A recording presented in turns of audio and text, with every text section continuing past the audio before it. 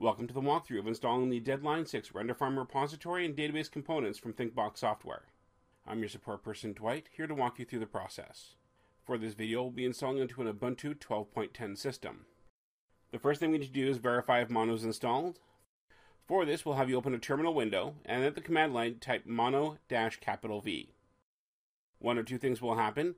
Either it will tell you that mono is not installed, or it will tell you the version of mono that is installed.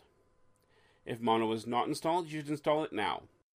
To do this, type sudo space apt -get space install space mono-complete, and when prompted, enter your password. The system will verify with you that you have the space for the files, and then install the complete mono package. Once you have done that, you'll need to obtain the install files, which can be done by requesting them from our sales team at sales@thinkboxsoftware.com. They will send you a link to the files so you can download them. Once you have the tar file downloaded, uncompress it to whichever location you want, which will leave you with the installer. If you are running Deadline 5 or earlier, you must install a fresh repository.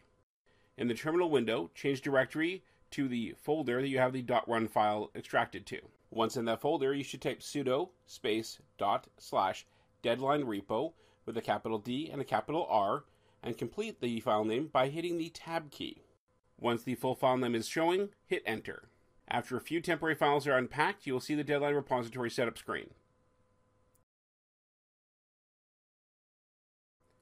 Choosing Next will take you to the licensing agreement. Once you have read it and agreed, you will move on to the next screen. Next, the installer will ask you for the directory you'd like to install the repository to. There is a default, but you can put it wherever you'd like to. Next, the repository installer will ask you if you'd like to install a new Mongodb database on the machine, or connect to an existing one. ThinkBox strongly recommends only installing the Mongodb to a 64-bit system, as 32-bit is known to cause issues. 32-bit mode is only recommended for evaluation. Production environments must be 64-bit. If you do choose to install it as a 32-bit, the system will warn you repeatedly against it. If you already have it installed, connect to an existing one. It will ask you for the server name, database name, and port, as well as any authentication required to connect. Next, the installer will ask you where you would like to install the Mongodb. As usual, you can choose the default or another location. Once the database is installed, it will then ask you to connect, and most info should automatically be filled out. It will now configure the database, which takes a moment. Next, it will say it is ready to install and go through the process of installing.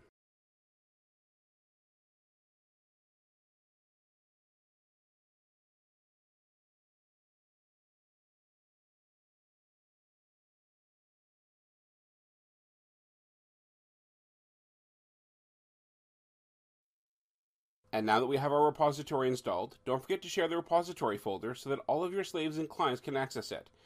In order to share the repository on Linux, there are a few things we need to do. First, we need to open up the permissions to the folder.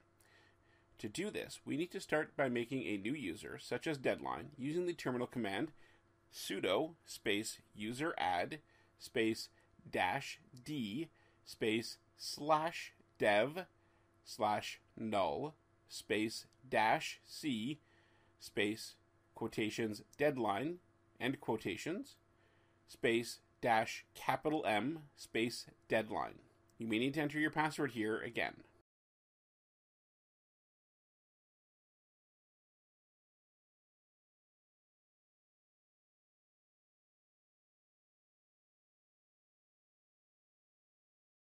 Now we will add a group using the command sudo space group add space deadline, and finally have the Deadline repository owned by this new user and group using sudo space CHOWN-R space deadline space, and then here you put the path to the repository.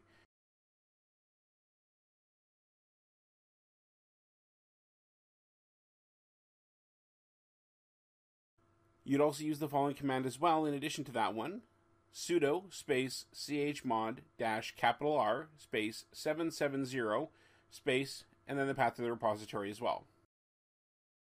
Next, we need to set up the repository to share. There are many different ways to do this, but we will go through the Samba route. To add the repository to Samba, you would open up the smb.conf file, usually found at /etc/samba on your machine.